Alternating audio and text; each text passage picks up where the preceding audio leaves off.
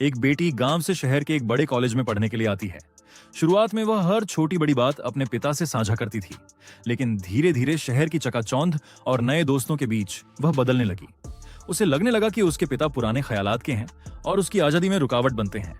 वह अक्सर उनके फोन कॉल्स को व्यस्त होने का बहाना बनाकर टालने लगी। एक शनिवार की रात वह अपने दोस्तों के साथ एक लेट नाइट पार्टी में चली गई। उसने अपने पिता को इस बारे में कुछ नहीं बताया। पार्टी के शोर शराबे में उसे समय का अंदाजा नहीं रहा और इसी बीच उसके फोन की बैटरी भी खत्म हो गई। उधर गांव में पिता शाम से ही बेटी को फोन लगाने की कोशिश कर रहे थे। जब फोन लगातार स्विच ऑफ बताने लगा तो पिता की बेचैनी बढ़ने लगी। रात के 11 बज चुके थे, पर उनका दिल मानने को तैयार नहीं था कि उनकी बेटी सुरक्षित है। कड़ाके की ठंड के बावजूद उन्होंने बिना कुछ सोचे समझे शहर जाने वाली आखिरी बस पकड़ ली।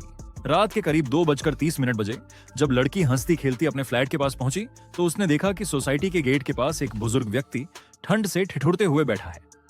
पास जाने पर उसके पैरों तले जमीन खिसक गई। वह उसके पिता थे, जो सिर्फ एक साधारण शॉल ओढ़े कांपते हुए हाथ में उसका पसंदीदा सीधा साधा टिफिन लिए खड़े थे। बेटी ने हैरान और रोते हुए पूछा, पापा आप यहाँ इस वक्त और इस ठंड में? पिता की आंखों में डर और राहत के मिले जुले आंसू थे।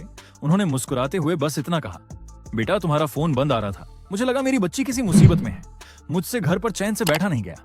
एक सीख जरा सोचिए, जो पिता अपनी संतान का फोन सिर्फ कुछ घंटों के लिए बंद होने पर पूरी रात तड़प सकता है, मीलों दूर भागकर आ सकता है, उस पिता के दिल पर क्या गुजरती होगी जब वही संतान किसी अस्थायी आकर्षण या बहकावे में आकर उनका सालों का भरोसा तोड़कर हमेशा के लिए चली जाती है। सम्मान की अहमियत। एक पिता दुनिया की हर आर्थिक और मानसिक तंगी से लड़ सकता है, लेकिन जब उसकी अपनी संतान उसके मान सम्मान और अटूट विश्वास को ठेस पहुंचाती है तो वह अंदर से खोखला हो जाता है। सोच समझकर कदम उठाएं।